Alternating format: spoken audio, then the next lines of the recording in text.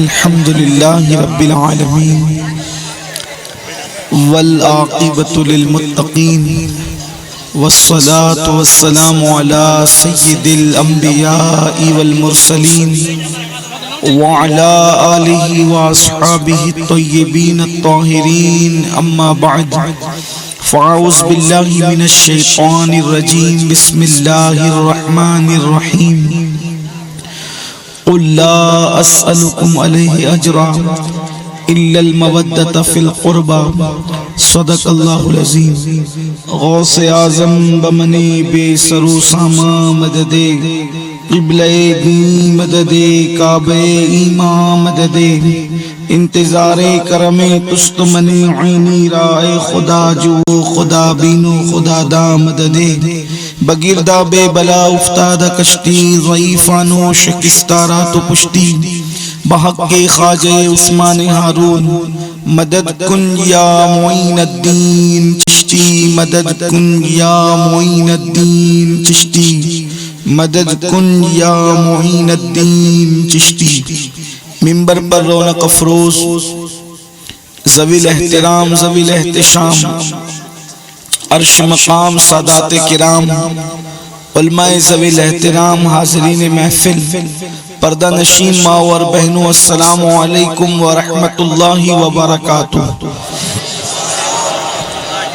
نہایت ادب اور احترام کے ساتھ اپنے اور ساری کائنات کی مرکز عقیدت انیس بے کساں چارہ ساز درد منداں ہم غریبوں کے غم گسار ہم فقیروں کی ثروت شہریار ارم تاجدار حرم نو بہار شفاعت شب اسرا کے دولہا نوشے بزم جنت دانائے سبل مولائے کل ختم الرسل خسرو خوباں سیاح لامکاں وجہ کن فکاں در اللہ المکنون سر اللہ المخزون عالم ما کانا وما یکون آب و گل انبیاء جانو دل اصفیاء مطلع ہر سعادت مقطع ہر سیادت خلاصہ کائنات فخر موجودات حضور احمد مجتبی محمد مصطفیٰ ارواحنا فدا صلی اللہ تعالی علیہ وآلہ وصحبہ وبارک وسلم کی بارگاہ بے کس پناہ میں جس طریقے سے پڑھاؤں بلند آواز سے میرے ساتھ مل کر پڑھیں الصلاۃ والسلام علیک یا رسول اللہ الصلاۃ والسلام علیک یا نبی اللہ الصلاۃ والسلام علیک یا حبیب اللہ وعلى آلك وأصحابك يا نور الله صلى الله تعالى عليك وسلم سرتاب قدم ہے تنے سلطان زمن پھول سرتاب قدم ہے تنے سلطان زمن پھول لب پھول دہن پھول زقن پھول بدن پھول واللہ جو مل جائے میرے گل کا پسینہ مانگے نہ کبھی عطر نہ پھر چاہے دلہن پھول دندان و لب و زلف رخ شہ کے فدائی دندان و لب و زلف رخ شہ کے فدائی ہے در عدن لال یمن مشک ختن پھول اور دل اپنا بھی شیدائی ہے اس ناخن پاکا اتنا بھی مہے نو پہ نائے چرخ کوہن پھول اور کیا بات رضا اس چمنستان کرم کی کیا بات رضا اس چمنستان کرم کی زہرا ہے کلی جس میں حسین اور حسن پھول آج کی یہ محفل ماہ محرم کی پہلی رات میں پہلی شب میں امام الائمہ امام عرش مقام شہید اعظم سیدنا امام حسین رضی اللہ تبارک و تعالیٰ عنہ کی شان میں انعقاد پذیر ہے اور پوری دنیا کے اندر جس وقت افق پر ماہ محرم کا چاند نظر آتا ہے تو عاشقان رسول امام علی مقام کی محفلوں کا بڑے تجھ کو اہتمام کے ساتھ اور تجھ کو احتشام کے ساتھ محفلوں کا انعقاد کرتے ہیں اور امام کی محفلیں سجاتے ہیں.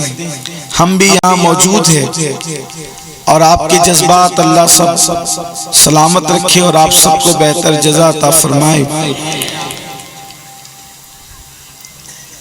جس آیہ کریمہ کی میں نے تلاوت کی ہے، میرا اللہ اس کے متعلق مجھے حق کہنے اور آپ تمامی حضرات کو حق سن کر اس پر عمل کرنے اور اسے عام کرنے کی توفیق عطا فرمائے. ہم مومن ہیں الحمدللہ، ایمان والے ہیں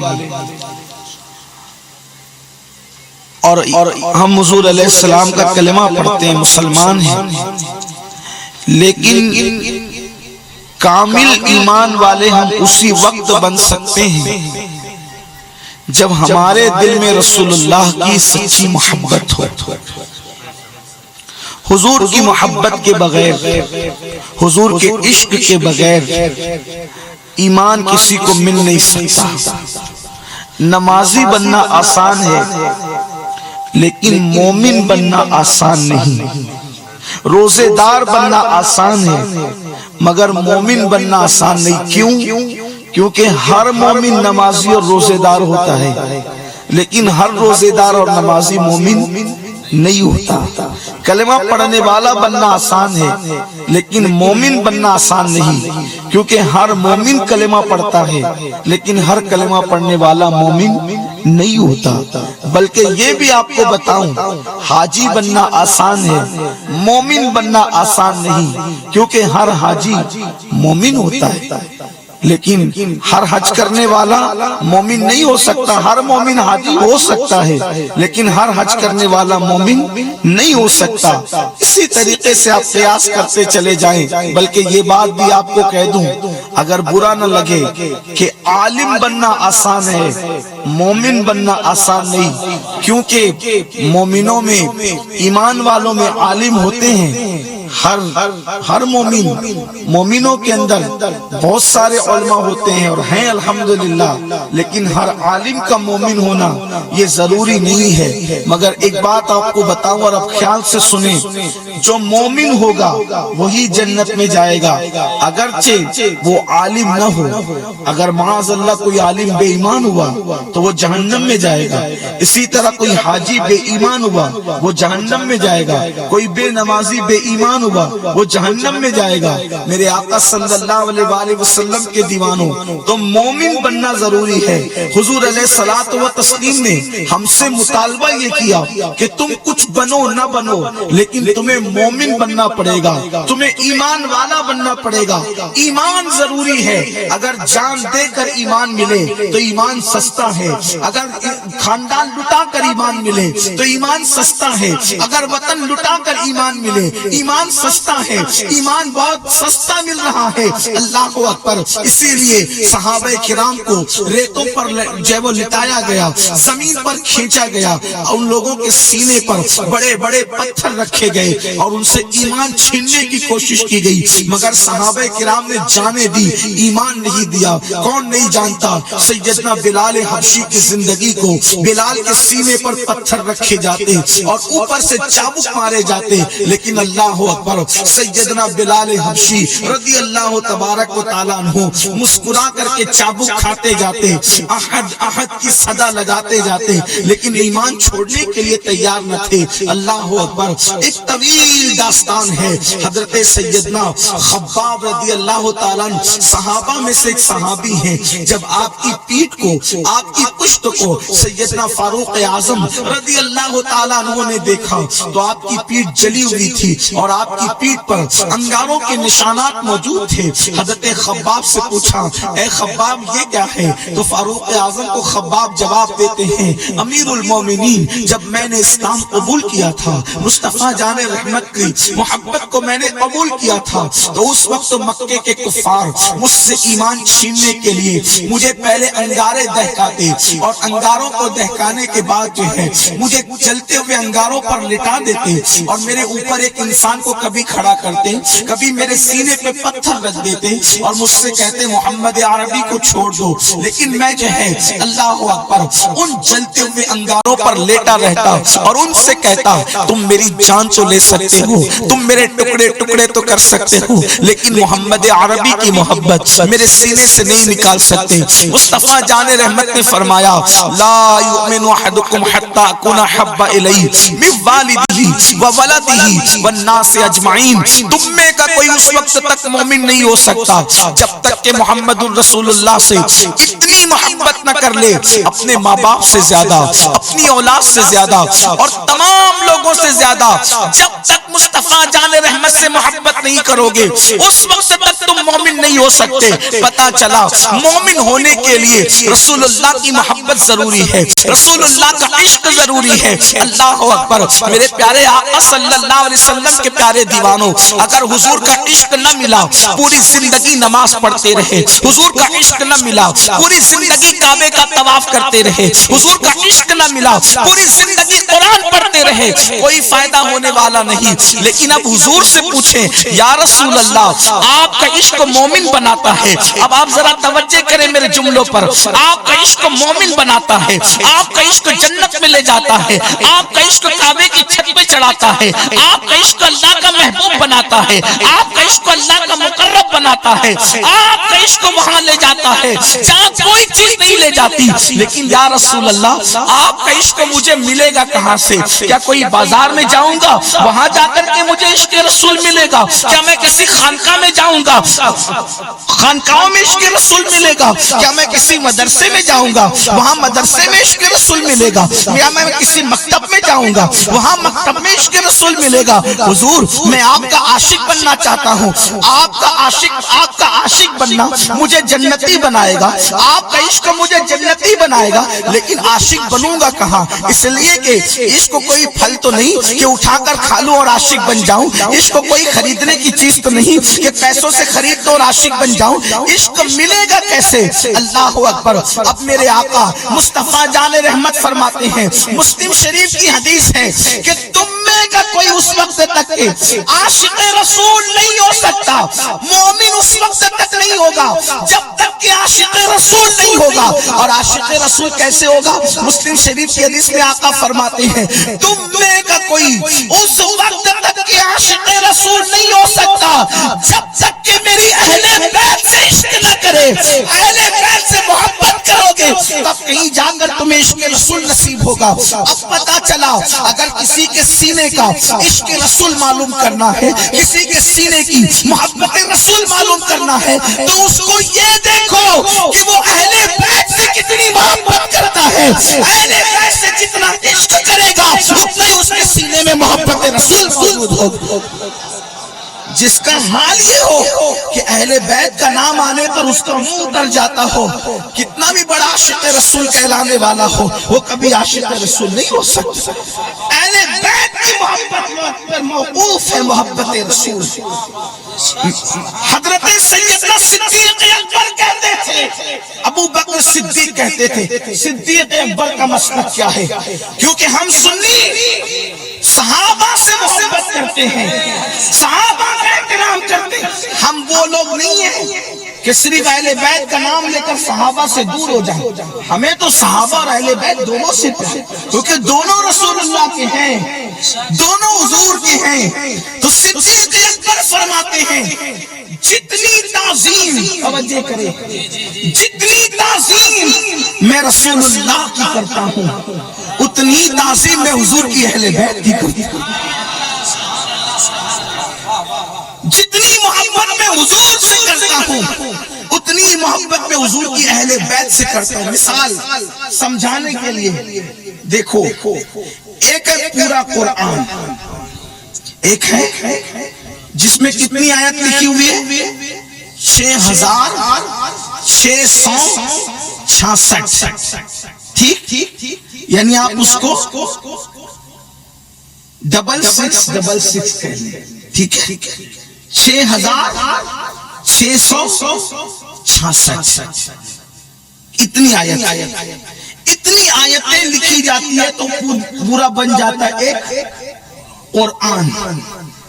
اب اس میں سے کوئی ایک آیت نکالو اور ایک آیت نکال کر کے کہو یہ تو ایک ہی آیت ہے، معاذ اللہ ثم معاذ اللہ العیاذ باللہ، کوئی شخص کوئی بدبخت دیے کہ یہ تو ایک ہی آیت ہے، میں پورا قرآن سر پہ رکھتا ہوں، پورے قرآن کو چومتا ہوں، پورے قرآن کو سینے سے لگاتا ہوں، لیکن چونکہ یہ تو ایک ہی آیت ہے اس لیے میں اس کو نہیں چومتا، اس کو آنکھوں سے نہیں لگاتا اور اس کا احترام نہیں کرتا۔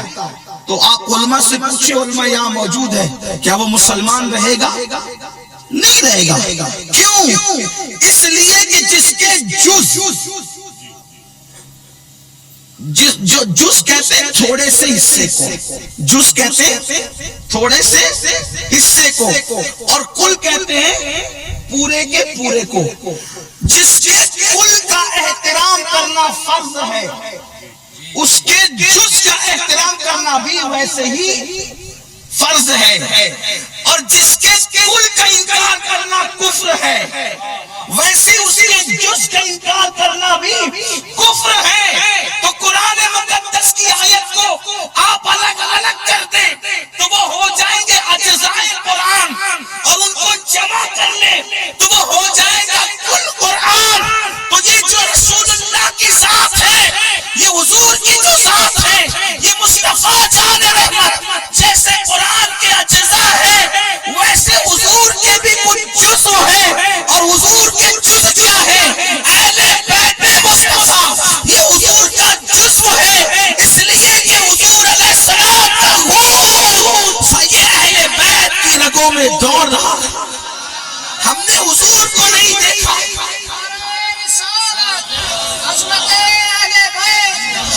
ہم نے حضور کو نہیں دیکھا، لیکن حضور کی اہل بیت کو دیکھا۔ حضرت عبداللہ ابن عباس رضی اللہ تعالیٰ عنہ سے کسی نے پوچھا کہ قرآن کہتا ہے توجہ کرنا، سنیوں ہم خوش نصیب ہیں کہ ہمارے درمیان رسول اللہ کی اہل بیت موجود ہے، اور صرف اہل بیت موجود نہیں ہے بلکہ اللہ نے ہمارے دلوں میں اہل بیت کی محبت کو پیدا کیا۔ عبداللہ ابن عباس ابن الامہ سید المفسرین سے کسی نے پوچھا، ابن عباس قرآن کہتا ہے ما کان اللہ لیعذبہم وانت فیہم، کہ اے محبوب جب تک کہ تم ان کے درمیان میں موجود ہو اللہ ان پر عذاب نازل نہیں کرے گا۔ اے محبوب جب تک تم ان کے درمیان میں موجود ہو اس وقت تک کہ اللہ ان پر عذاب نازل نہیں کرے گا۔ یعنی یہ پوری امت محمدیہ کتنا بھی جرم کر لے، جیسے پوری قوم نوح مٹا دی گئی، پوری قوم لوط مٹا دی گئی، پوری قوم عاد مٹا دی گئی، پوری قوم سمود مٹا دی گئی، تمام قومیں مٹا دی گئی، لیکن قوم محمد رسول اللہ پورے کے پوری نہیں مٹائی جائے گی۔ کیوں نہیں مٹائی جائے گی؟ تو قرآن کہتا ہے محبوب یہ کتنے بھی پاپ کر لے، کتنے بھی جرائم کر لے، کتنے بھی جرائم کر لے، کفر و شرک کر لے، کچھ بھی کر لے، یہ تو کافروں کے لیے تو نازل نہیں۔ ما کان اللہ لیعذبہم وانت فیہم، یہ اس وقت تک کے نہیں مٹیں گے جب تک تم ان کے درمیان موجود ہو۔ تو پوچھا گیا کہ حضور تو مدینے میں رہتے ہیں، مکے میں حضور کہاں، یمن میں حضور کہاں، سیریا میں حضور کہاں، ہند میں حضور کہاں؟ تو اس کے اقوال میں ایک قول یہ بھی ہے کہ حضور تو صرف مدینے میں بظاہر ہیں، لیکن کچھ میں تو حضور بظاہر نہیں ہے نا، تو پھر کچھ والے کیوں نہیں مٹ جاتے پاپ کی وجہ سے؟ پاکستان میں تو بظاہر حضور نہیں نا، تو پاکستان والے کیوں نہیں مٹ جاتے؟ اللہ اکبر، سیریا میں تو بظاہر حضور نا، تو سیریا والے کیوں نہیں مٹ جاتے؟ یمن والے کیوں نہیں مٹ جاتے؟ تو ابن عباس نے کہا کہ جہاں جہاں حضور کی اولاد موجود ہے گویا کہ وہاں میرے مصطفیٰ موجود ہے، وہاں اللہ کے رسول موجود۔ حضور کی اہل بیت کا وجود حضور کے وجود کے مترادف ہے، حضور وہاں موجود ہے۔ اب نہ کہنا کہ کچھ کے جلسے میں حضور کہاں تھے، اتنے سے زیادہ آ گئے مصطفیٰ جان رحمت۔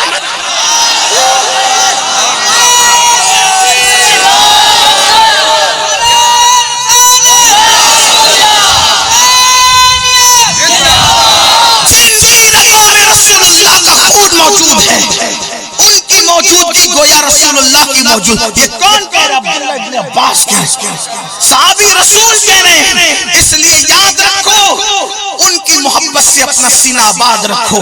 میں ایک بات اور عرض کروں، بہت لمبی گفتگو نہیں کرتا. لوگ کہتے ہیں اہل بیت کی محبت سے کیا ملتا ہے؟ میں ان کو بتانا چاہتا ہوں، اہل بیت کی محبت سے وہ ملتا ہے جو کسی عبادت سے نہیں ملتا. آپ کی توجہ اگر ہے، میں اردو زبان میں بول رہا ہوں، آپ کی زبان کچی ہے، زبان کچی ہے لیکن جذبات پکے ہیں. ہاں، لیکن آپ کی توجہ میری طرف ہوگی تو بات سن. کسی عبادت پر توجہ کرنا، کسی عبادت پر وہ نہیں ملے گا جو اہل بیت کی محبت پر. اہل بیت کی محبت پہ کیا ملتا ہے؟ سنو، نماز پڑھو گے تو جنت ملے گی. ٹھیک ہے، دل بڑا کر کے کہہ رہا ہوں، حالانکہ ایسا نہیں ہے.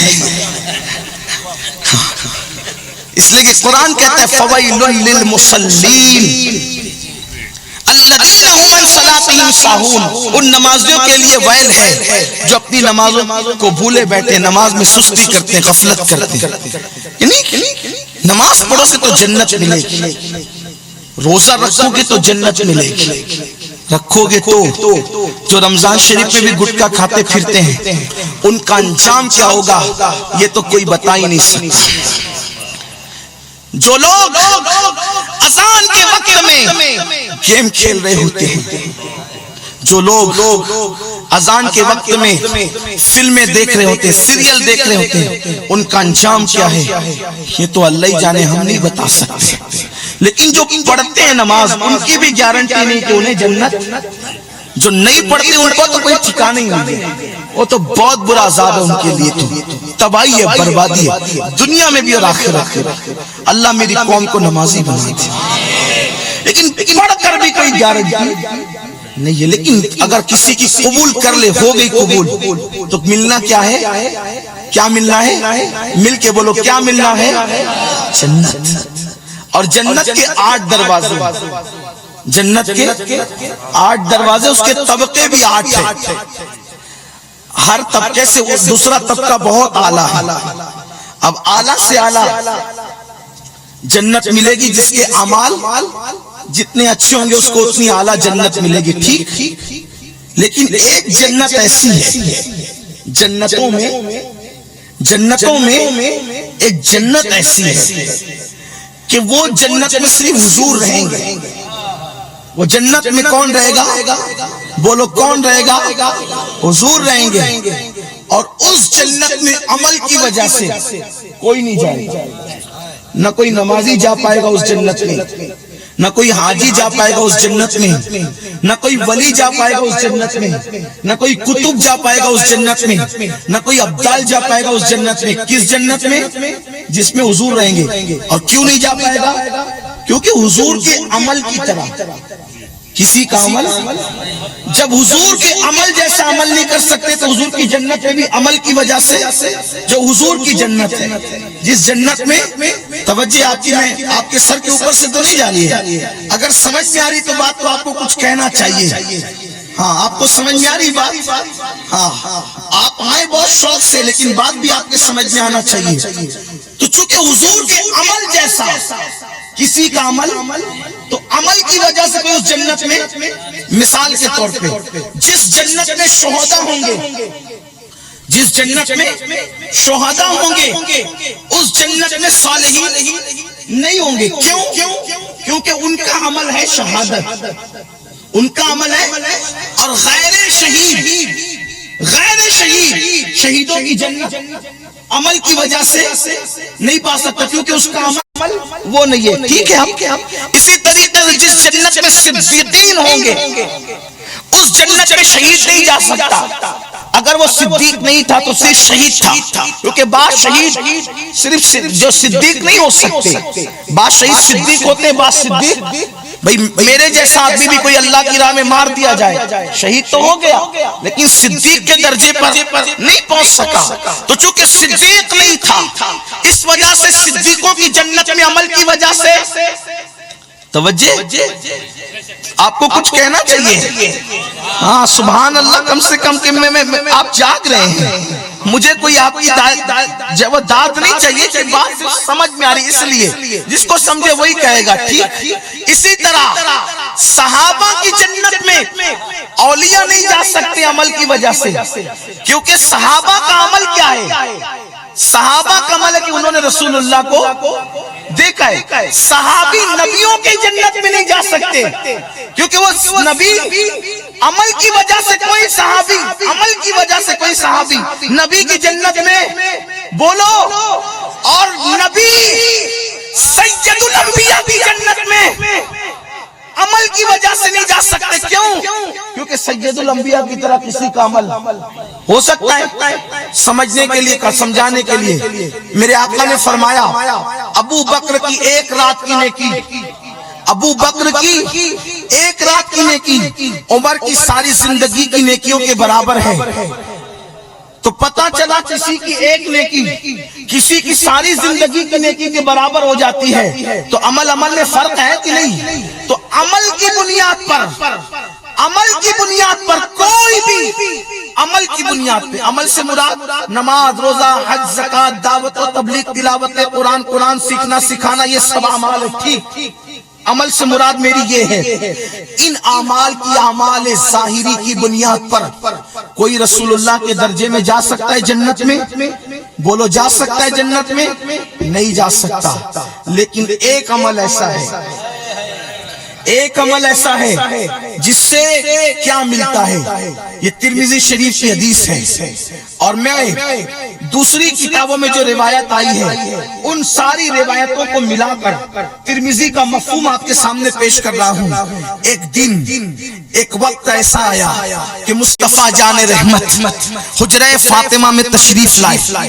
میرے آقا کہاں آئے؟ حجرہ فاطمہ میں آئے. اور حضور جہاں چلے جاتے ہیں, جتنی دیر تک جس چیز پہ بیٹھ جاتے ہیں اتنی دیر کے لیے وہ چیز عرش اعظم سے بھی افضل ہو جاتی ہے اور جنت سے بھی افضل ہو جاتی ہے. کیوں؟ اگر حضور کھجور کی چٹائی پہ بیٹھ جائیں تو کھجور کی چٹائی اتنی دیر کے لیے عرش سے بھی افضل ہو گئی, کعبے سے بھی افضل ہو گئی, جنت سے بھی افضل ہو گئی. کیوں؟ کیونکہ اس پہ محبوب کردگار بیٹھے ہوئے ہیں, اس پہ سید الابرار بیٹھے ہوئے ہیں, اس پہ مصطفیٰ جان رحمت بیٹھے ہوئے ہیں. حضور کسی کپڑے پر بیٹھ جائیں تو وہ کپڑا اتنی دیر کے لیے عرش اعظم سے افضل ہو جاتا ہے, کیونکہ حضور جہاں پر بیٹھ جائیں وہ کعبے اور عرش سے افضل ہے.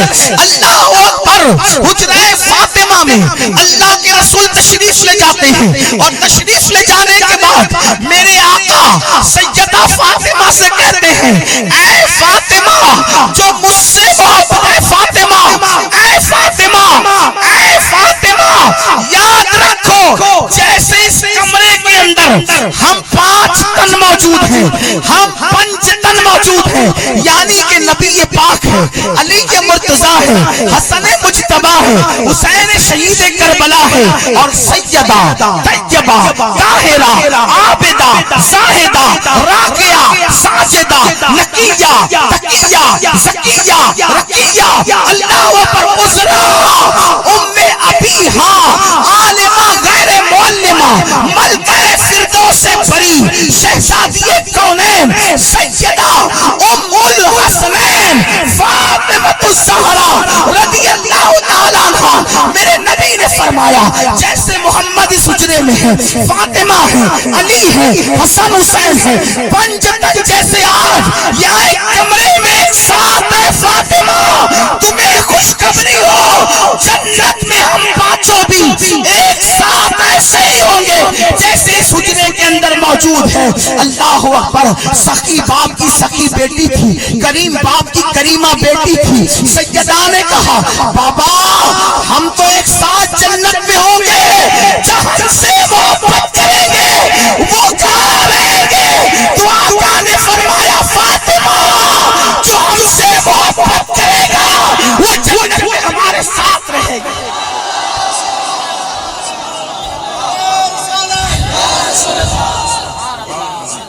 ہے کسی عمل کا یہ ثواب ہے؟ کتنی بھی محنت کر لو جنت ملے گی, مگر وہ نہیں ملے گی جو حضور کی جنت ہے. یہ حضور کی جنت کس کو ملے گی؟ جو حضور سے اور ان کی، اور وہی درجہ، کون سا؟ وہی درجہ۔ دیکھو آپ سے کہتے ہیں جس کمرے میں پیر صاحب رہتے ہیں اس درجے میں مرید صاحب رہ سکتے ہیں؟ بولو، خلاف ادب ہے۔ لیکن اگر پیر اپنے کرم سے کہے میرے قدموں میں سو جا، کون روک سکتا ہے؟ ایک اور آسان بات آپ کو سمجھاؤں۔ کچھ لوگ مجھ سے کہتے ہیں، میں نے کہا میں نے تو نہیں کہا، حدیث میں آیا اور حضور نے کہا کہ جو مجھ سے اور میری اہل بیت سے محبت کرے گا وہ جنت میں ہمارے ساتھ رہے گا۔ کتنی بڑی بات ہے۔ جو حسین پاک کی، حسین بادشاہ کی سبیل لگاتے ہیں، پاگل ہیں وہ لوگ؟ یا حسین کرتے وہ پاگل ہے؟ جو حسین پاک کی محبت میں زندگی گزارتے وہ نادان ہے؟ نہیں، ہوشیار ہے وہ لوگ۔ انہوں نے بڑا سودا کیا ہے۔ کیوں؟ کیونکہ حسین پاک کی محبت، ان کے بابا کی محبت، ان کے بھائی کی محبت، ان کے امّے کی محبت، ان کی نانا کی محبت جنت میں رسول اللہ کے ساتھ لے جائے گی۔ جس کمرے میں، جس درجے میں حضور رہیں گے، اہل بیت سے محبت کرنے والے رہیں گے۔ کچھ لوگ کہتے ہیں یہ بات ہمارے سمجھ میں نہیں آتی، حضور کے ساتھ کیسے رہیں گے؟ ہم کہتے ہیں دو باتوں میں سمجھیں۔ جوتے کوئی تخت پہ رکھے جاتے ہیں بادشاہ کے؟ بادشاہ کے تخت پہ کوئی جوتا رکھ سکتا ہے؟ بولو بھائی، رکھ سکتا ہے؟ نہیں رکھ سکتا۔ لیکن اگر بادشاہ ان جوتے کو اپنے پیر میں پہن لے، بادشاہ ان جوتوں کو اپنے پیر میں پہن لے تو بولو وہ تخت پہ رکھے جائیں گے کہ نہیں رکھے جائیں گے؟ وزیر کھڑا ہوا ہے، وہ نہیں بیٹھ سکتا تخت پہ، وزیر نہیں بیٹھ سکتا، امیر نہیں بیٹھ سکتا، لیکن حضرت جوتا کہاں جا رہا ہے؟ جوتا صاحب کہاں جا رہا ہے؟ تخت پہ۔ او جوتے، تیری اتنی حیثیت کیا کہ جہاں امیر وزیر نہ جا سکا تو آ گیا؟ تو جوتا کہے گا تجھے عقل نہیں، میں بادشاہ کے پیر میں آ گیا، اس لیے میں تخت پہ جا رہا ہوں۔ کیوں؟ پیر میں آنے کی وجہ سے۔ جہاں وزیر نہ جا سکا وہاں جوتا گیا۔ کیوں؟ کہ پیر میں آ گیا، کیونکہ پیر میں آ گیا۔ کہاں آ گیا؟ تو جوتا پیر میں آ جائے تو وہ تخت تک جاتا ہے، جوتا بادشاہ کے پیر میں آئے تو تخت تک جاتا ہے۔ تو جو اہل بیت کی غلامی میں آئے وہ نبی کے ساتھ ان کے درجے میں جنت تک جاتا ہے۔ یہ ہو گئی پرانے دور کی مثال۔ لیٹسٹ دور میں چل رہے ہیں نئی مثال۔ دیکھو میں بڑے بڑے شہروں میں جاتا ہوں، الحمدللہ حضور کا ذکر، صحابہ کا ذکر، اہل بیت کا ذکر لے جاتا ہے وہاں تک، اور نہ اپنی اوقات کیا میں کون پوچھنے والا تھا، لیکن یہ تو ان کا کرم ہے، ورنہ مجھ میں تو ایسی بات نہیں۔ یہ تو کرم ہے ان کا، ورنہ مجھ میں تو ایسی، ہاں یہ ناز یہ انداز ہمارے نہیں ہوتے، جھولی میں اگر ٹکڑے تمہارے نہیں ہوتے، ملتی نہ اگر بھی حضور آپ کے در سے، اس شان سے منگتوں کے گزارے نہیں ہوتے۔ یہ تو ان کے کرم کی بات ہے۔ زہرا کے لالوں کی خیرات کیا مل گئی ہے، اب اپنے جیسے ٹھاٹ باٹ کسی کے ہے ہی نہیں، بس ان کی خیرات کی بات ہے۔ اللہ سے دعا ہے قیامت تک خیرات ملتی رہے۔ یہاں تھوڑے ٹھاٹ باٹ ہیں، آخرت میں زیادہ ٹھاٹ باٹ ہوں۔ ارے اس سے بڑھ کر کیا ٹھاٹ باٹ ہوں گے کہ حضور کے ساتھ جنت میں جائیں گے۔ ہم بھی اترا کے کہیں گے کہ تیرے فقیروں میں ہے تاجدار، ہم بھی تو کیا ٹھاٹ ہوں گے جب حضور کے ساتھ دولہا کے ساتھ باراتی جائے تو اس کے ٹھاٹ کیسے ہوتے ہیں؟ کوئی ہمارے پیچھے ٹھاٹ دیکھے وہاں، لیکن کب؟ جب اہل بیت سے سچی محبت کی۔ وہ پورے بڑے شہروں میں جانا ہوتا ہے، بڑے بڑے شہروں میں دیکھا، میں نے آج بھی دیکھا دلی، جب میں جو ابھی دلی سے آیا تو دلی میں جب جا رہا تھا ایئرپورٹ تو میں نے آج بھی دیکھا، ہمیشہ دیکھتا رہتا ہوں کہ ایک بہت قیمتی کار تھی، نئی کار تھی، اس میں ایک کتا کار میں بیٹھا ہوا تھا اور وہ باہر منہ نکالے ہوئے، کتا اپنی عادت کے مطابق زبان باہر کر رہا تھا۔ کتے پہ رشک بھی آتا ہے کبھی کبھی، وہ کتے ہمارے لیے تو ٹیکسیاں ہیں دنیا میں، کچھ کاریں بھی ہیں، لیکن تو کتنا ہوشیار ہے کہ تیری شان کیا ہے کہ مرسیڈیز کاروں کے اندر تو گھوم رہا ہے، کتا مرسیڈیز کاروں میں گھوم رہا ہے۔ سچ کہنا، ایمان لگتی کہنا، عقل والو، علم والو، دانش مندو، کیا کتوں کے لیے مرسیڈیز کاریں بنی؟ کاریں کس کے لیے بنی؟ بولو، کاریں کس کے لیے بنی ہیں؟ کتوں کے لیے ہیں؟ آپ کہیں گے انسانوں کے لیے، ہر انسان مرسیڈیز کار میں بیٹھتا ہے؟ کبھی بیٹھے مرسیڈیز کاروں کے اندر؟ آپ کبھی بیٹھے؟ بولو. اکثر لوگ بیچارے 95% لوگ نہیں بیٹھے, 90% لوگوں نے تو بیچاروں نے دیکھا بھی نہیں ہوگا. یہ حال ہے. لیکن کتے بیٹھ رہے ہیں مرسیڈیز کاروں میں, کیوں؟ میں نے پوچھا ہو کتے, آپ کہیں گے آپ کتوں سے بھی بات کرتے ہیں, تو یہ بیان کا انداز ہوتا ہے, ہاں سمجھانے کے لیے. ورنہ لوگ آج کل کہتے ہیں کہ یہ لوگ کچھ بھی کہتے ہیں, کچھ بھی نہیں کہتے, سمجھانے کے لیے. مولانا روم نے مثنوی میں ایسی باتیں کی ہے سمجھانے کے لیے. پوری مثنوی اٹھا کر دیکھیں, پوری مثنوی اٹھا کر دیکھیں, آپ کو یہ باتیں ملے گی کہ مولانا روم کبھی کتوں سے بات کرتے ہیں, کبھی لومڑی سے کرتے ہیں, کبھی کووں سے کرتے ہیں, کبھی درختوں سے کرتے ہیں, کبھی کنویں سے کرتے ہیں, کبھی چوٹی سے کرتے ہیں. پوری مثنوی اٹھا کے پڑھ لیں. ٹھیک, اگر نہیں دیکھا کبھی مثنوی دیکھ لینا جا کے.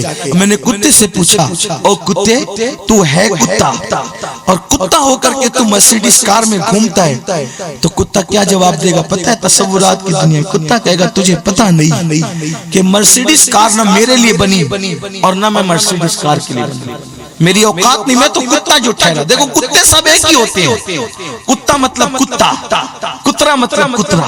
ٹھیک نا, کتے کی برادری ایک, کتے کی نسل ایک, سب کتے ایک نسل کے ہوتے ہیں. ٹھیک ہے, عرب میں کتا ہے وہ کتا ہی ہے, عجم میں کتا ہے وہ کتا ہی ہے. ٹھیک, اور عرب کا کتا ہو یا کچھ کا کتا ہو, دونوں کی ناپاکی ایک, دونوں کی گندگی ایک, اس کی رائے طبقے. وہاں رحمت کے فرشتے نے کتا دروازے پہ بیٹھ جائے, بلکہ حدیث ہے کتے کا پلا, کتے کا پلا ایک حجرے میں آیا. وہ حجرہ کون سا تھا علماء جانتے ہیں, اشارہ دے رہا. جتنے دن تک وہ کتے کا پلا حجرے میں رہا اتنے دن تک جبریل, وہ تو عربی کتا تھا نا, عرب کا کتا تھا وہ, ہے کہ نہیں؟ یہ حدیث بخاری میں کہ جتنے دن تک کتے کا پلا رہا اتنے دن تک جبریل. آپ کہیں گے کچھ کا کتا برا ہوتا ہے, لیکن عرب کا کتا تو اچھا ہوتا ہے. وہ عرب کا ہی کتا تھا جس کی وجہ سے جبریل نہیں آئے, کئی دن تک نہیں آئے جب تک کہ وہ پلا نکالا نہیں گیا. ٹھیک ہے نا, کہاں تھا وہ پلا؟ میرے اندر ہمت نہیں ہے بولنے کی, جتنی بات تھی اتنی کر دی, اس سے زیادہ اوقات نہیں. لیکن تھا نا کہ وہ کتے کا پلا عرب کا تھا, اور عرب کا ہی نہیں تھا صرف, بلکہ عرب کا سب سے بڑا مقدس شہر مکے کا تھا. کتا اگر مکے کا ہو, کتا اگر مکے کا ہو, تو اس کی ہونے کی وجہ سے بھی رحمت کے فرشتے. آج کل لوگوں کو بڑا پیار ہو گیا کتوں سے, ماں کو نہیں پالتے کتے پال رہے ہیں. ہنسنے کی بات نہیں, مسلمانوں اپنے ایمان کا جائزہ لو. بوڑھے ماں باپ کو دھکے دے کے گھر سے نکالتے اور کتے پالتے ہو. سیریل اور فلمیں دیکھ کر تمہیں کتوں سے پیار ہو گیا. یاد رکھنا, کتوں سے پیار کرنے والوں, میرے نبی نے فرمایا جو جس سے پیار کرے گا قیامت کے دن اسی کے ساتھ اٹھایا جائے گا. تیار رہنا, تم ہی بنتی اور یہ ایسے کتوں کے ساتھ اٹھنے کے لیے. تم ان سے پیار کر رہے ہو, ہنسنے کی بات نہیں ہے, یہ کوئی مشاعرہ نہیں ہو رہا ہے. ماں باپ کو گھر سے نکالا, بیوی پہ مار پیٹ کی, بہن پہ ظلم کیا, بھائیوں پہ ظلم کیا, اور کتوں سے پیار کر رہے ہو. کتوں کو لے کے سو رہے ہو, کتوں کو لے کے چل رہے ہو, کتوں کو لے کے کاروں میں گھوم رہے ہو. یاد رکھنا, ہمارے مذہب میں بلا عذر شرعی کتا پالنے کی اجازت نہیں ہے. عذر شرعی کیا ہے علماء نے واضح کر دیا. جا کے علماء سے پوچھو, مفتیان کرام سے پوچھو. بات آگے تو میں عرض کر رہا ہوں, لوگ کتوں کو روٹی دیتے ہیں, لوگ ویڈیو بنا کے کہتے ہیں دیکھو کتنا نرم دل ہے, کتوں کو روٹی کھلا رہے. میں کہتا ہوں کتے کو روٹی کھلانا بالکل ثواب ہے, منع نہیں کرتا, لیکن جس کی بہن بھوکی مر رہی ہو وہ یوٹیوب پہ آ کے کتے کو روٹی کھلائے, ریاکاری کر رہا ہے, بدماشی کر رہا ہے, اداکاری کر رہا ہے. ارے پہلے تیری بہن کو کھلا, اس کے بعد کتے کو کھلا. بہنیں تڑپتی رہے اور تو کتے کو روٹی کھلاتا رہے, بھائی بے چین ہوتا رہے, مسلمان تڑپتا رہے, تو کتوں کو روٹی کھلاتا رہے. ارے پہلے اپنے قوم کو کھلا, اس سے بچے تب جانوروں کو کھلا. اللہ اکبر. تو بہرحال یہ عنوان الگ ہے, لیکن عرض کر رہا تھا جب کتے سے پوچھا, او کتے, کتے تو سارے کتے ہی رہتے ہیں, لیکن تو مرسیڈیز کاروں میں کیسے گھوم رہا ہے؟ تیری لال بھی ناپاک ہے, تیرا وجود جو ہے اللہ اکبر اگر گیلا ہو اور کسی کے کپڑے سے لگ جائے تو اس کا کپڑا بھی ناپاک ہے. بہرحال کتے کے احکامات ہیں, میں کتے کے احکامات بیان کرنے نہیں بیٹھا, میں شہید اعظم کی فضیلت پڑھنے بیٹھا ہوں. لیکن جب میں نے کتے سے پوچھا تو مرسیڈیز کار میں کیوں گھومنے لگا,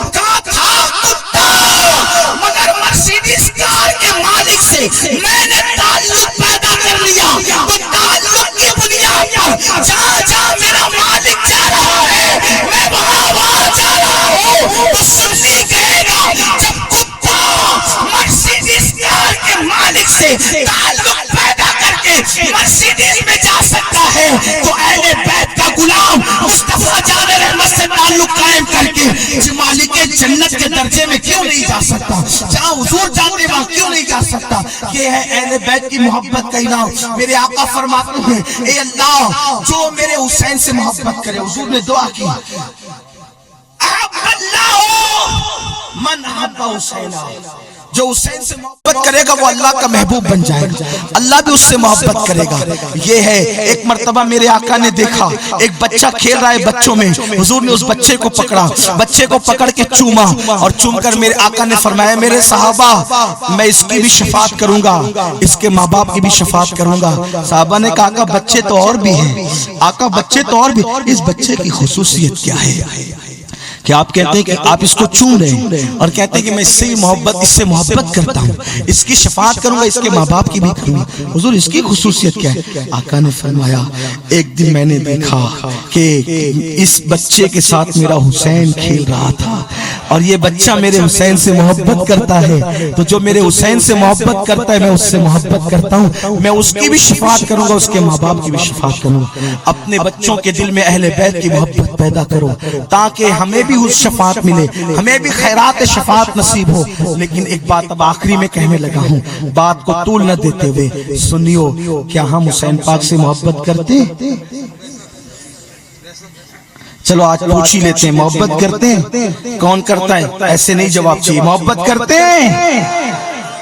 ہاں بغیر گولے ہاتھ اٹھائے تو ذرا آخری والے بھی اٹھائے. کیا محبت کرتے ہیں؟ بولو کون یزید سے محبت کرتا ہے، کون امام حسین سے محبت کرتا ہے؟ حسین سے محبت کرنے والے کتنے؟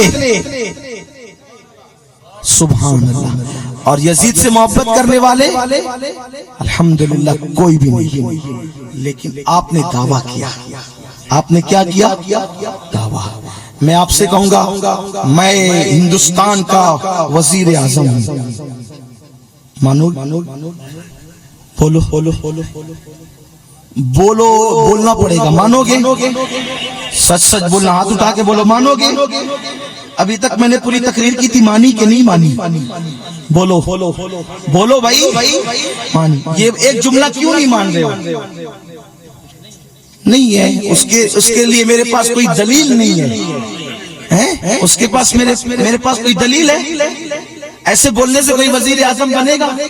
بولو وزیر اعظم کا عہدہ چھوٹا ہے، عاشق حسین کا عہدہ.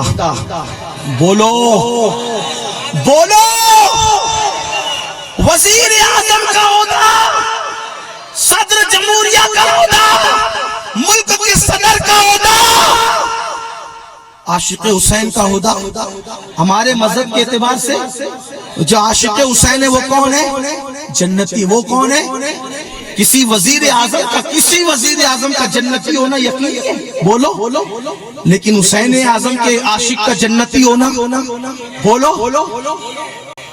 تو جب اتنی چھوٹی سی بات آپ نے میری نہیں مانی بغیر دلیل کی، اتنی چھوٹی سی بات، چھوٹی بات ہے نا، اتنی چھوٹی سی بات میری آپ نے نہیں مانی بغیر دلیل کے، جبکہ میں سید ہوں.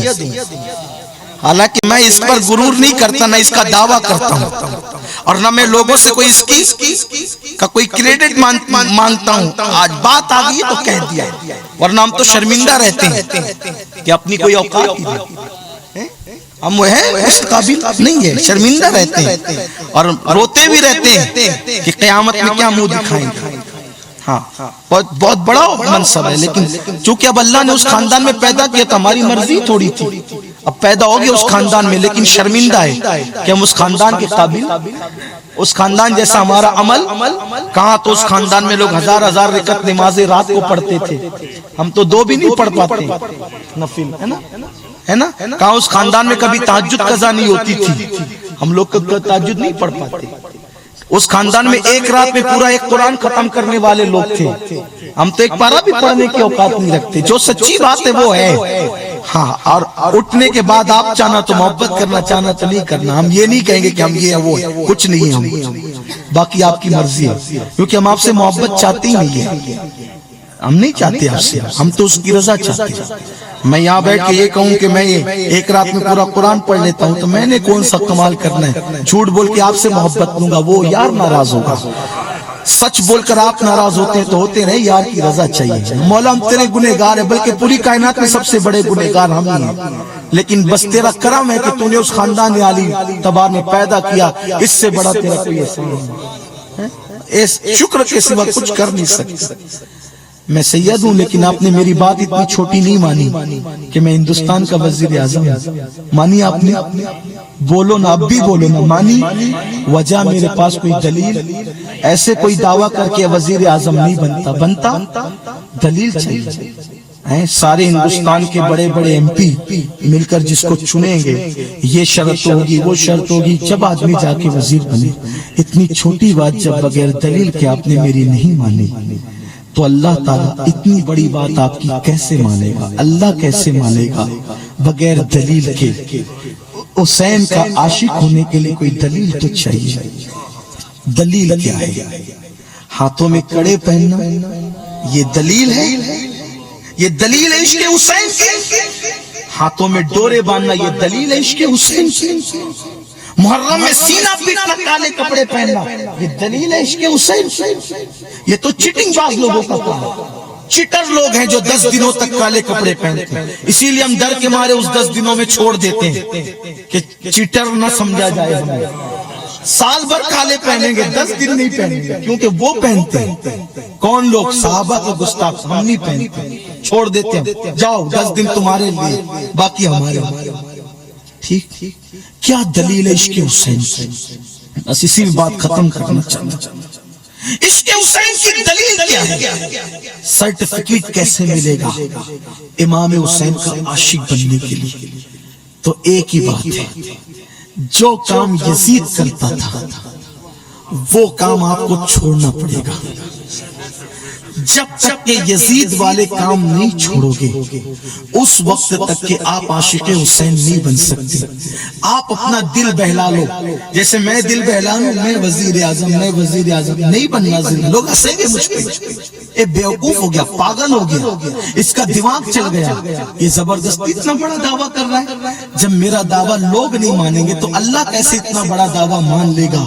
اللہ کی بارگاہ میں منوانا آسان ہے، ایک ہی طریقہ ہے. بس بات ختم کرتے کرتے یہ میرے دل کی آواز ہے، یہاں سے لے کے وہاں تک میری مائیں اور بہنیں بھی موجود ہیں. محرم میں اگر تم روتے رہو تو بھی عاشق حسین میں تمہارا نام نہیں لکھا جائے گا. محرم میں تم کھچڑا بھی پکاؤ گے، یہ بھی یاد رکھنا. کھچڑا ہم پکاتے تھے، پکاتے ہیں، پکاتے رہیں گے. شربت امام حسین پلاتے تھے، پلاتے ہیں، پلاتے رہیں گے.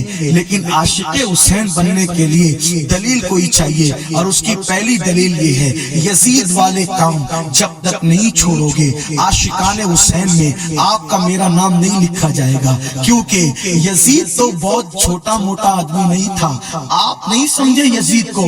یزید بہت بڑے خاندان سے تعلق رکھتا تھا. یزید کا خاندان بڑا تھا. میں اس کی کوئی خاندان کی فضیلت نہیں پڑھنے لگا ہوں، لیکن آپ کو سمجھا رہا ہوں، بڑے خاندان کا فرد تھا وہ.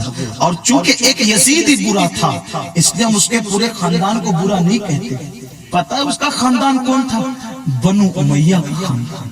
اور یہ بنو امیہ کا کوئی خاندان معمولی خاندان نہیں ہے. اسی خاندان میں حضرت عثمان غنی پیدا ہوئے. آپ برا نہیں مانے میری بات کا، میں سنی ہوں، میں سچ بات پڑھوں گا. اگر میں بنو امیہ کی کوئی فضیلت پڑھنے لگا ہوں تو آپ کو برا نہیں ماننا چاہیے. کیوں؟ عثمان غنی پیدا ہوئے. جس خاندان میں عثمان غنی پیدا ہوئے، کوئی چھوٹے موٹے لوگ ہوں گے وہ لوگ؟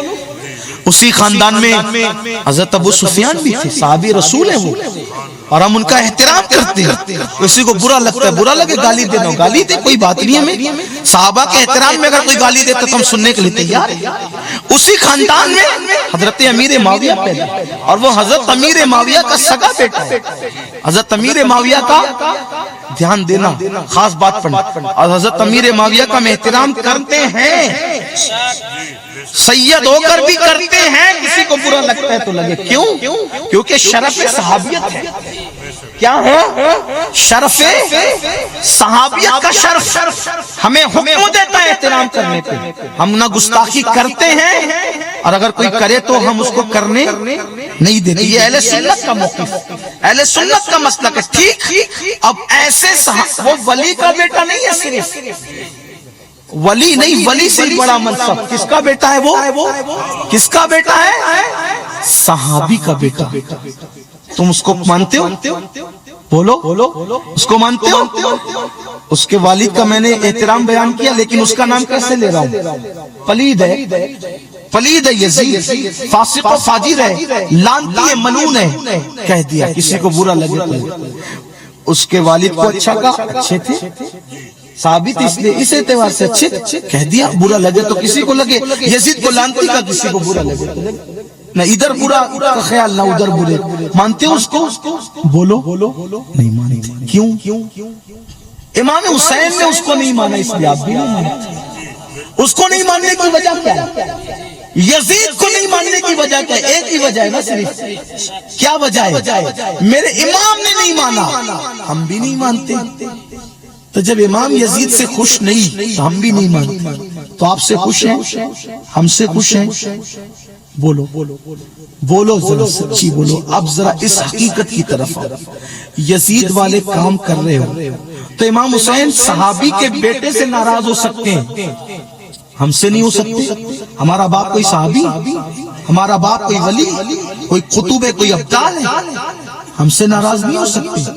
کیوں ناراض تھی یزید سے؟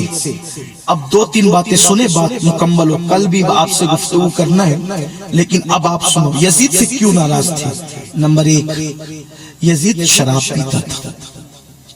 اگر صحابی کا بیٹا شراب پیے تو امام اس کے ہاتھ میں ہاتھ نہیں دیتے.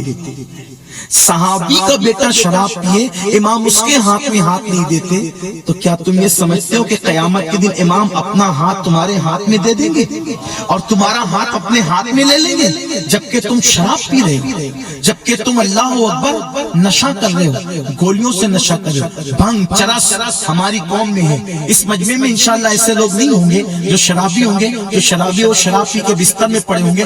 آپ شرابی نہیں ہیں، لیکن اللہ کرے آپ کے ذریعے سے کچھ لوگوں تک بات پہنچے. مسلمانوں بتاؤ، کیا آج ہمارے سماج میں شراب نہیں پی جا رہی ہے؟ کیا آج ہمارے گھروں کی فریج میں شراب نہیں رکھا ہوا ہے؟ اللہ اکبر. جب صحابی کا بیٹا شراب پیے تو امام حسین اس سے ناراض ہوتے ہیں، اس کو گویا کہ اپنے سے دور کرتے ہیں، اس کے ہاتھ میں اپنا ہاتھ نہیں دیتے. آپ بتاؤ، ہم اللہ اکبر اگر نشہ کریں گے تو امام حسین اپنا مبارک ہاتھ ہمارے ہاتھ میں کیسے دیں گے؟ دوسری بات، یزید نمازوں کو ترک کرتا تھا، یزید نماز چھوڑتا تھا. امام حسین نے کہا اپنا ہاتھ تیرے ہاتھ میں نہیں دوں گا.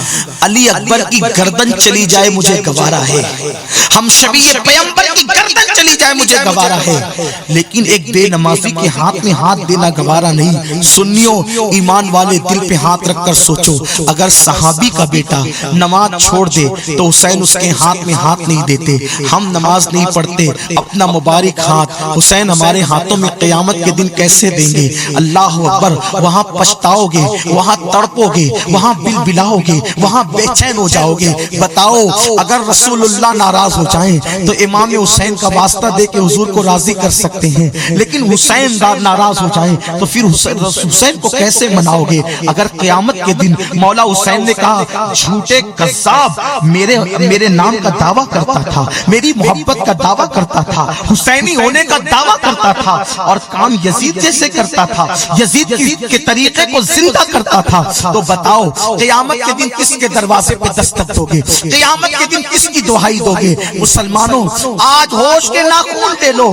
یاد رکھنا، جو حسینی نہیں ہے، اللہ اکبر، وہ لوگ نمازوں کی طرف دوڑ دوڑ کر جا رہے ہیں، اور تم حسینی ہو کر کے مسجدوں کو ویران کر چکے ہو، مسجدوں کے اندر سناٹا ہے. میرے مولا حسین نے اللہ اکبر جب پورا گھر لٹ گیا، پورا کنبہ لٹ گیا، سارا گھرانہ شہید ہو گیا، اس کے باوجود جب تیروں کے زخم جو ہے وجود پر 72 زخم کھائے، آخری وقت میں پورا جسم لہو لہان تھا، پورے جسم سے خون رس رہا تھا. حسین کو اس وقت نہ جان کی پرواہ تھی, حسین کو اس وقت نہ خاندان کی پرواہ تھی, حسین کو نہ اس وقت اپنے آپ کی پرواہ تھی, حسین کو اس وقت نہ کسی کے گھر کی پرواہ تھی. اس وقت حسین پاک کو اگر فکر تھی تو نماز کی فکر تھی. جس وقت میرے امام گھٹنوں کے بل زمین پہ آئے اور آپ کو تلوار کا وار کیا جانے لگا, آپ نے کہا یزیدی رک جاؤ, پہلے حسین کو اپنا سر سجدے میں رکھ لینے دو, اس کے بعد جان آخری کے حوالے کروں گا. وہ حسین تو آخری وقت تک سجدہ کرے, حسین تو تلواروں کے سائے میں سجدہ کرے, حسین تو تیروں کے سائے میں سجدہ کرے, حسین تو اللہ اکبر تپتی ہوئی ریت پہ سجدہ کرے. سنیو تمہیں کیا ہو گیا ہے عشق حسین کا دعویٰ کر کے؟ تمہارے پاس سجدوں کی دولت نہیں, مسجدوں کو ویران کرتے ہو, نرم گدوں پہ سجدوں کو ترک کرتے ہو, سجدوں کو قضا کرتے ہو. یاد رکھو حسینی کوئی اپنی مرضی سے نہیں بنتا. جب تک کہ حسین سند نہ دے, جب تک کہ حسین سرٹیفکیٹ نہ دے, اس وقت تک کوئی حسینی نہیں بنتا. اور یاد رکھنا اللہ اکبر, اگر حسینی بننے چلے ہو تو اللہ اکبر, جو نوجوان لڑکے رات کی تاریکی میں یوٹیوب اور فیس بک پر بیٹھ کر کے زنا کے مناظر دیکھیں, ہیرو ہیروئن کو ننگا ناچتے دیکھیں, وہ حسینی کیسے ہو سکتے, وہ حسینی کیسے ہو سکتے؟ زبان سے محبت کا دعویٰ کر لینا آسان ہے. مولا کائنات نے فرمایا, دل کے کان سے سننا, مولا علی فرماتے ہیں میں نے کبھی, مولا علی کہہ رہی میں نے کبھی اپنے خود کا سطر نہیں دیکھا. سطر سمجھ گئے نا, حیا کے پیرائے میں مولا علی فرماتے ہیں میں نے اپنا کبھی خود کا سطر بھی نہیں دیکھا.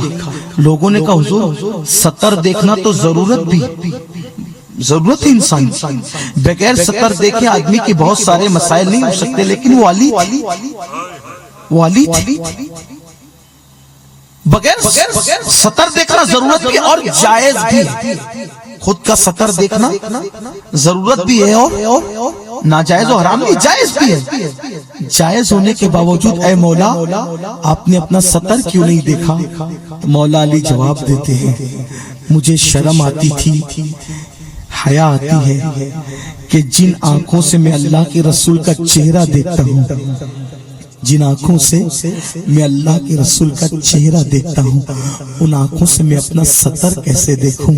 علی کو اتنا خیال ہے نبی کے چہرے کی عظمت اور حرمت کا کہ جن آنکھوں سے نبی کو دیکھتا ہوں ان آنکھوں سے خود کا سطر جو کہ جائز ہے کیسے دیکھوں؟ سنیو, قبر میں نبی کو دیکھنا ہے, میدان محشر میں نبی کو دیکھنا ہے, اور کہتے ہو کہ خواب میں نبی کو دیکھنا ہے. پھر ہیروئن کا ننگا وجود کیسے دیکھتے ہو, ہیرو کا ننگا وجود کیسے دیکھتے ہو, یوٹیوب پر زنا کے مناظر کیسے دیکھتے ہو؟ لوگ مجھ سے کہتے ہیں سید صاحب دعا کریں کہ میں خواب میں اپنے نبی کو دیکھوں. میں کہتا ہوں کس منہ سے دعا کروں, کس منہ سے دعا کروں؟ یہ آنکھیں اتنی قابل ہیں جو آنکھیں پاپ دیکھ رہی ہو, جو آنکھیں پکچر کے پوسٹر دیکھ رہی ہو, جو آنکھیں زنا کے مناظر دیکھ رہی ہو, جو آنکھیں فلمیں دیکھ رہی ہو, کیا ان آنکھوں کو حق ہے اس بات کا کہ وہ حضور کا دیدار کریں؟ حضور کا دیدار کرنے والے تو وہ لوگ تھے, حضور کا دیدار کرنے والے تو وہ لوگ تھے جنہوں نے کبھی کسی عورت پر نظر نہیں اٹھائی. اپنی بہن, اپنی بیٹی, اپنی بیوی, اپنی ماں, 4 عورتوں کے علاوہ کبھی کسی 5ویں عورت کو بھی نہیں دیکھا. جب انہوں نے اپنی آنکھوں کی اتنی حفاظت کی تب ان کو حضور کا دیدار نصیب ہوا. حضرت بایزید بستامی کہتے ہیں, بایزید بستامی کہتے ہیں میں ہر وقت حضور کو دیکھ رہا ہوں, اگر ایک لمحے کے لیے بھی حضور کا چہرہ, حضور کا جلوہ میری نظروں سے اوجھل ہو جائے تو میں اپنے آپ پر کفر کا فتویٰ دے دوں. جس دم میں حضور کو نہ دیکھوں اپنے آپ پر کفر کا کہ میں کافر ہوں, میں اتنا حضور کو دیکھتا ہوں. مگر یہ مرتبہ کب ملتا ہے؟ کب ملتا ہے؟ ہمارے جیسے لوگوں کو ملے گا، بڑے بڑے مرتبوں کی خواہش رکھتے ہو اور آنکھوں کو پاپی کر رکھا ہے۔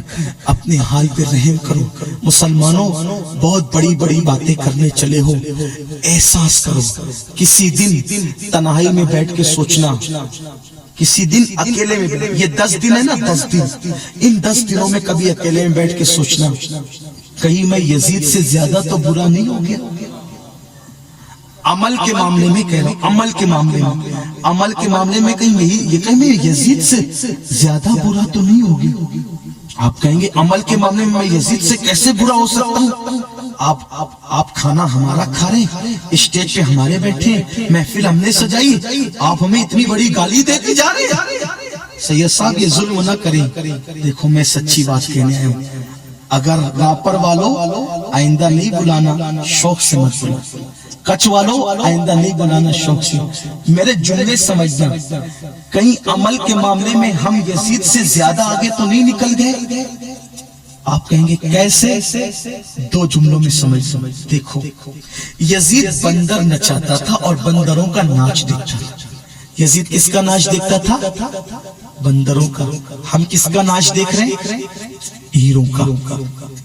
دونوں کے ناچ میں فرق ہے کہ بھی؟ بولو۔ ہاں، یزید کیا کرتا تھا؟ بانسری بجاتا تھا، اور ہم کیسی میوزک میں ڈوب گئے، اور وہ بانسری بجانے کے لیے لوگوں کو بلاتا تھا، خود میوزک اس دور کے ڈھول وغیرہ سنتا تھا۔ اور آج ہمارا کیا ہوا پتہ ہے؟ اس کے بانسری بجانے والے تو کبھی تھک کر کے بیٹھ جاتے تھے، لیکن ہمارے جو میوزک بجانے والے وہ کبھی تھک نہیں سکتے۔ کیوں؟ کیونکہ ہمارے پاس ریکارڈنگ ہے۔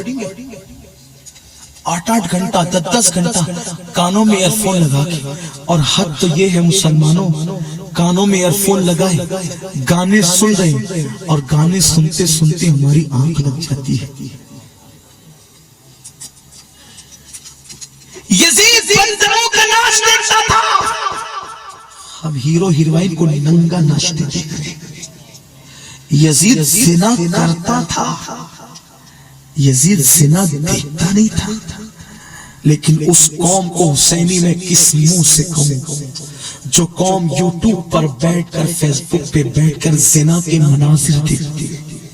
رات کے 12 بجے دیکھنا شروع کرتے ہیں تو صبح کی اذان ہو جاتی ہے، لیکن جب صبح کی اذان ہوتی ہے تو کانوں میں اذان کی آواز آتی ہے، زنا کے مناظر آنکھوں کے سامنے ہوتے ہیں، لیکن اذان سن کر بھی وہ منظر میرے جوان بن نہیں کرتے۔ اس وقت امام حسین کے دل پہ کیا گزرتی ہوگی، قبر حسین میں حسین پاک کے دل پر کیسے نشتر چلتے ہوں گے۔ کون سے حسینی ہو؟ ارے یزید نے تو حسین پاک کے دل پہ، حسین پاک کے جسم پہ تیر چلایا تھا۔ یزید نے حسین کے جسم پہ تیر چلایا تھا، ہم حسین پاک کے دل پہ تیر چلا رہے ہیں۔ حسین اعظم کے دل پہ تیر چلا رہے ہیں۔ نہیں توبہ کرو گے، نہیں بدلو گے، نہیں تبدیل ہوگے، حسینی بنو، حسینی، زبان سے محبت کے دعوے دار نہ بنو۔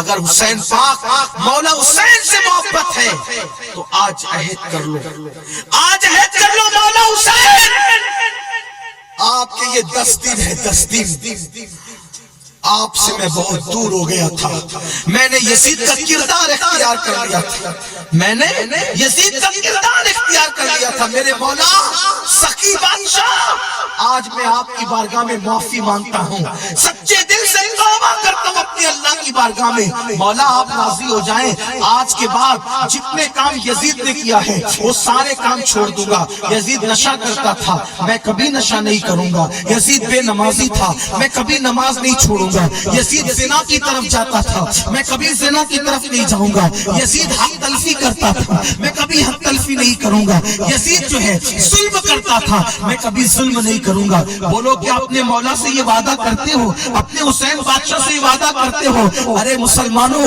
اگر حسین پاک کے سچے عاشق بن گئے، مسلمان تو مسلمان ہے، ارے مسلمان تو مسلمان ہے۔ میرا حسین تو کافروں کی بھی لاج رکھتا ہے، میرا حسین بادشاہ اچھا تو کافروں کی بھی لاج رکھتا ہے۔ آخری بات بس کر دوں، جو حسین سے پیار کرے، جو حسین سے محبت کرے، حسین اس کو کتنا نوازتے ہیں جانتے ہیں؟ کتنا نوازتے ہیں؟ اللہ اکبر، کتنا نوازتے ہیں۔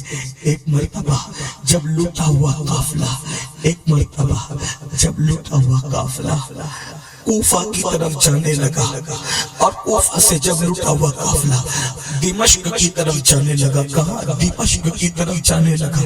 جب یزید کے دربار میں لوٹا ہوا قافلہ گیا، لوٹا ہوا قافلہ کیسا تھا پتہ ہے؟ بیویوں کے سر سے چادریں چھین لی گئی تھی۔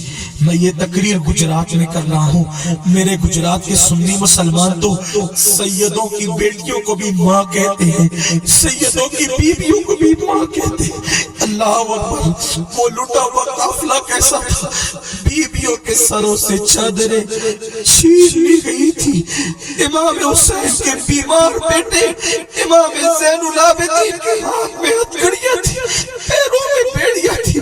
ہائے ہائے، سیدوں کا بچہ آ جائے تو اللہ اکبر، میرے گجرات کے سنی اس سید کے بچے سے پیار کرتے ہیں۔ صرف گجرات کے نہیں بلکہ دنیا بھر کے سنی سیدوں کے بچے سے پیار کرتے ہیں۔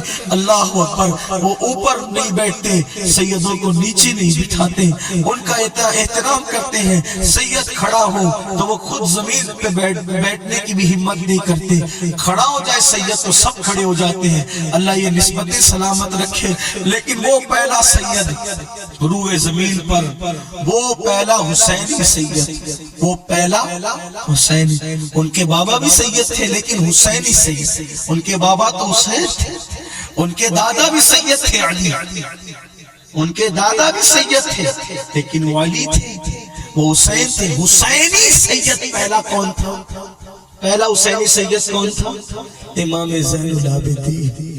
ہاتھ میں ہتھکڑیاں ہیں، پیروں میں بیڑیاں ہیں، جس کے نانا کے صدقے قوم کی ہر بیٹی کو چادر نصیب ہوئی، اس نبی کے گھر کی بیٹیوں کی چادریں چھین لی گئی، اور چادریں چھینی گئی۔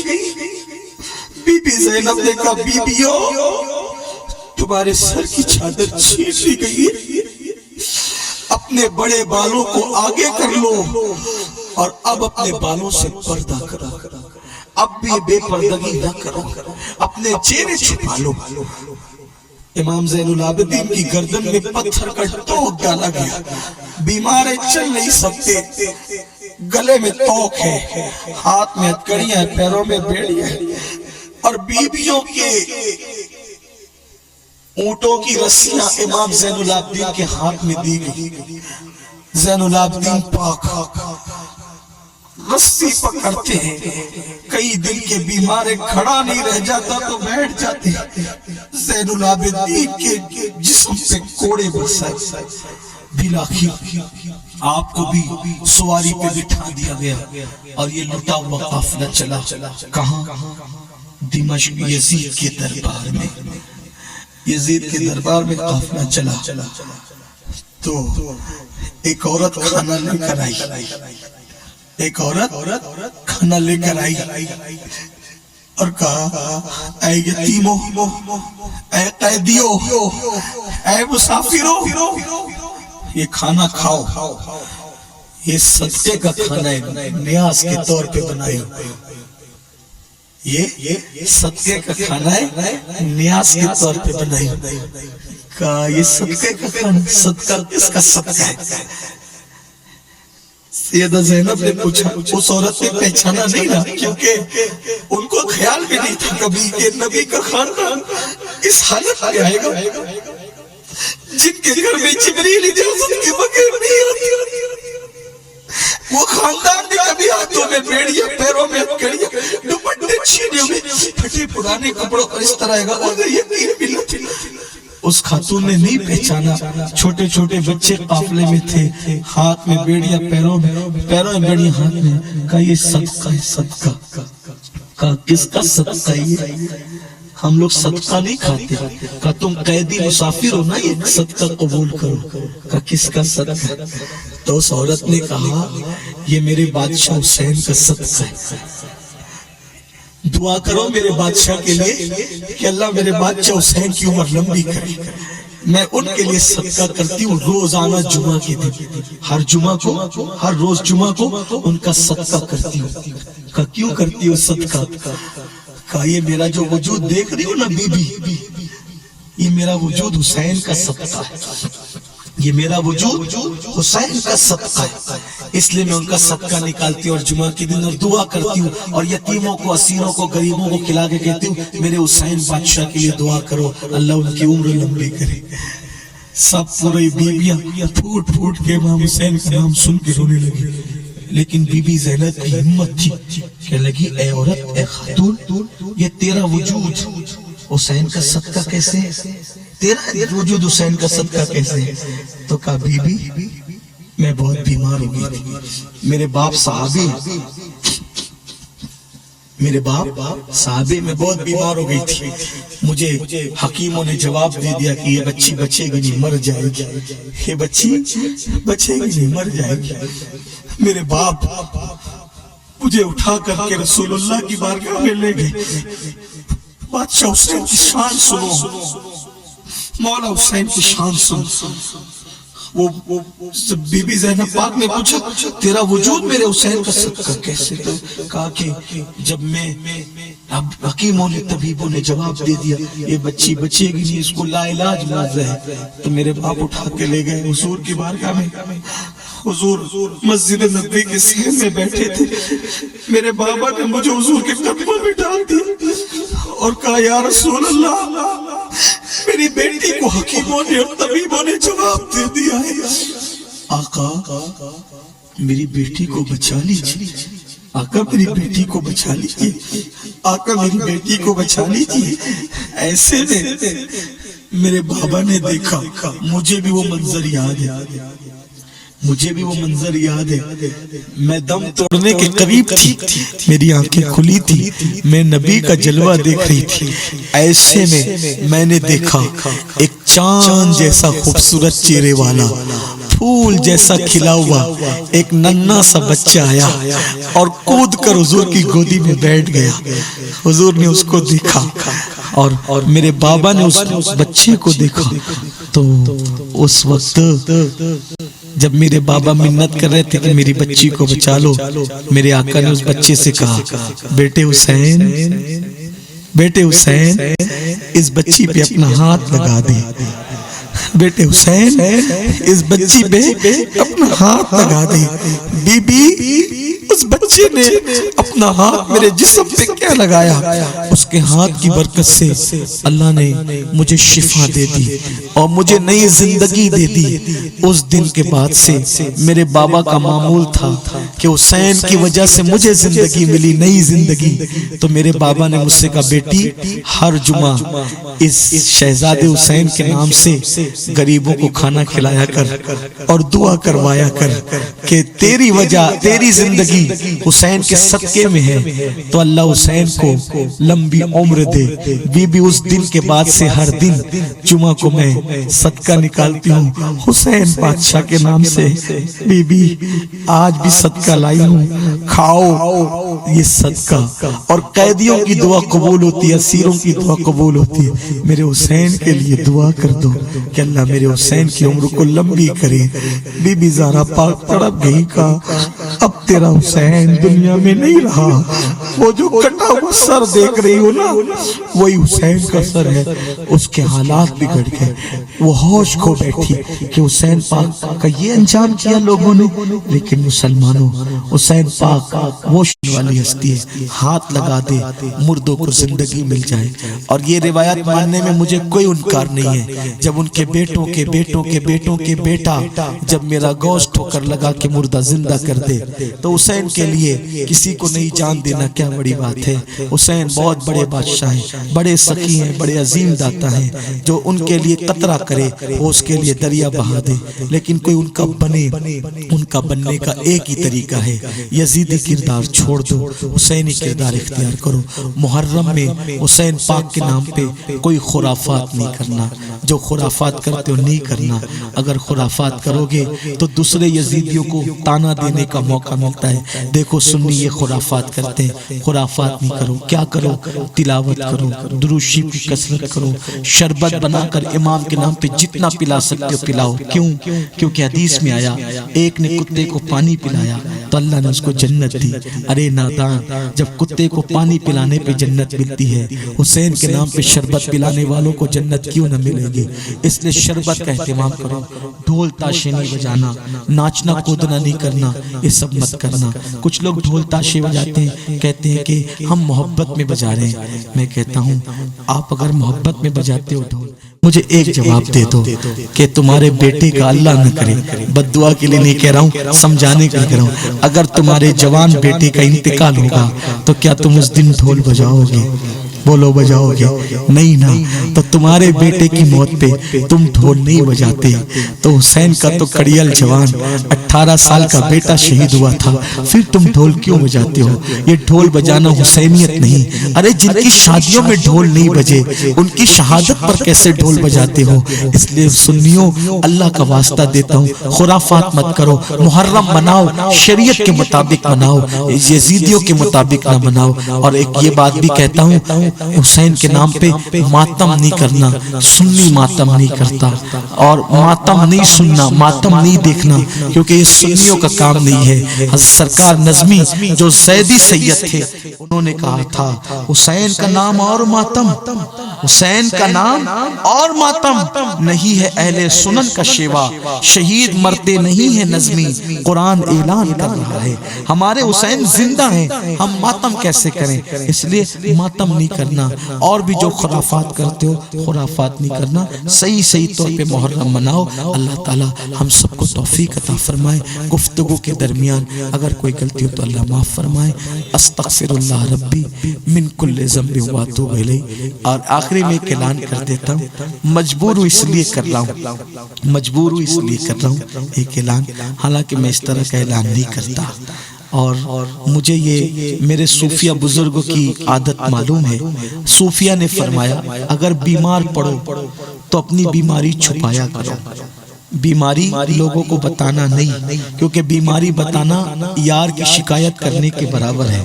اس لیے ہم یار کی شکایت نہیں کرتے. ایک شخص سر پہ پٹی باندھ کے آیا. رابعہ بصری نے کہا بیٹے کیا ہوا؟ کہا کہ مائی سر درد کر رہا ہے. کہا نادان، اللہ نے شفا دی تھی تو اس کی تشہیر نہیں کی، اور اللہ نے بیماری دی تو پٹی باندھ کے تو اس کی تشہیر کرتا ہے، اس کا اعلان کرتا ہے. یار کی شکایت کس سے کریں؟ نہیں کر سکتے. کبھی نہیں کہتا میں، لیکن مجبور ہوں. کہا گیا ہے بیماری دو ہی لوگوں کو بتاؤ، تیسرا کسی کو نہیں بتانا. بیماری یا تو طبیب کو بتاؤ علاج کرانے کے لیے، یا تو حبیب کو بتاؤ دعا لینے کے لیے، ہے نا؟ یا طبیب کو یا حبیب کو. تو آپ میرے حبیب ہو اس لیے بتا رہا ہوں. اتفاق ایسا ہوا کہ کل ایک حادثہ میرے ساتھ ہو گیا. تو میرے ہاتھ پہ زخم ہے، گھٹنوں پہ بھی زخم ہے، سینے پہ بھی زخم ہے، پنڈلیوں پہ بھی زخم ہے. تو میں اس قابل نہیں ہوں کہ آپ سے مصافحہ کروں، اور جو آتا ہے وہ میرا ہاتھ پکڑتا ہے، اور جب ہاتھ پکڑتا ہے تو مجھے درد ہوتا ہے. میں اپنا ابھی بھی تقریر میں احتیاط کرتے کرتے پھر بھول گیا، پھر یہ ہاتھ اٹھانے لگا تو تکلیف تھوڑی سی بڑی ہے. تو آپ سے میری گزارش ہے کہ آج آپ مجھے چھوڑ دیں، مجھ سے مصافحہ نہ کریں، کیونکہ میرے ہاتھ پہ زخم ہے، سوجن ہے. تو اس وجہ سے آپ برا نہیں مانیں، آپ مجھے چھوڑ دیں گے آسانی سے. لیکن ایک بات پھر کہتا ہوں، اللہ کے لیے کہہ رہا ہوں، اللہ میرے دل کا حال جانتا ہے. اگر آپ مصافحہ نہ کرنے سے مجھ سے ناراض ہو کے جائیں گے تو پھر میرا درد اہم نہیں ہے، آپ کے دل کا جذبہ میرے لیے اہم ہے. میرے ہاتھ کا کچھ بھی ہو میں آپ سے مصافحہ کروں گا، اور اگر آپ مجھے محبت سے راضی ہو کے چھوڑ دیں گے تو میں چلا جاؤں گا. تو مصافحہ کرنا ہے یا نہیں کرنا ہے آپ مجھے پہلے بتائیں. کوئی میری طرف تو نہیں آئے گا؟